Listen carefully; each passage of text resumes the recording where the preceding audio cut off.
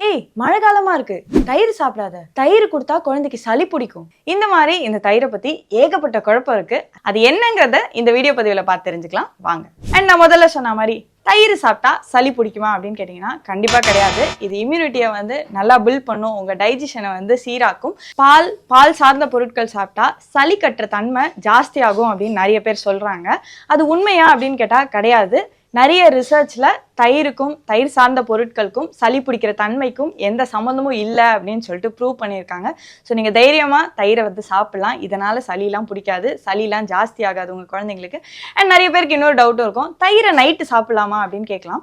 கண்டிப்பாக சாப்பிட்லாம். தயிரில் ட்ரிப்டோஃபேன் அப்படின்னு சொல்லிட்டு ஒரு எசென்ஷியல் அமினோ ஆசிட் இருக்குது. இது என்ன பண்ணும் அப்படின்னு பார்த்தீங்கன்னா மெலட்டோனின் செரட்டோனின் ப்ரொடக்ஷனை சூப்பராக இன்க்ரீஸ் பண்ணும்.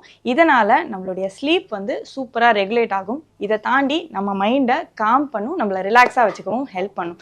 அண்ட் முக்கியமாக வந்து பார்த்தீங்கன்னா இதை வின்டரில் எடுக்கலாமா, சம்மரில் எடுக்கலாமா, மழை பெய்யும் போது சாப்பிட்டா சளி கட்டுமா அப்படின்லாம் கேட்டிங்கன்னா அப்படியும் கிடையாது. நம்ம முன்னாடியே சொன்ன மாதிரி இது ஒரு அழகான இம்யூன் பூஸ்டர். நிறைய ப்ரோட்டீன் இருக்குது, கால்சியம், மெக்னீஷியம், பொட்டாசியம், இந்த மாதிரி நிறைய நியூட்ரியன்ஸ் பேக்டாக இருக்குது. இது எல்லாமே உங்கள் டைஜஷன் ஹெல்ப் பண்ணும், வயிறை சுத்தமாக வச்சுக்க ஹெல்ப் பண்ணும்.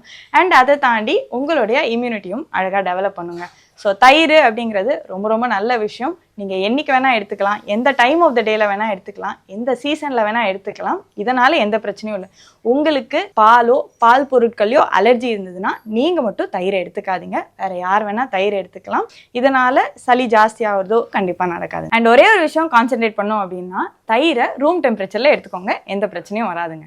ஸோ உங்களுக்கு வேறு ஏதாவது டவுட்ஸ் இருந்தாலும் கீழே கமெண்ட் செக்ஷனில் கேளுங்க. உங்களுக்கு இந்த இன்ஃபர்மேஷன் யூஸ்ஃபுல்லாக இருந்ததுன்னா உங்கள் ஃப்ரெண்ட்ஸ் அண்ட் ஃபேமிலி மெம்பர்ஸ்க்கு இந்த வீடியோவை பகிர்ந்துக்கோங்க. அண்ட் இதே மாதிரி இன்னும் பல ஹெல்த் டிப்ஸ் தெரிஞ்சுக்கிறதுக்கு வைஷாலி ஹோமியோ கிளினிக் பேஜை ஃபாலோ பண்ண வந்துடாதீங்க. பாய்.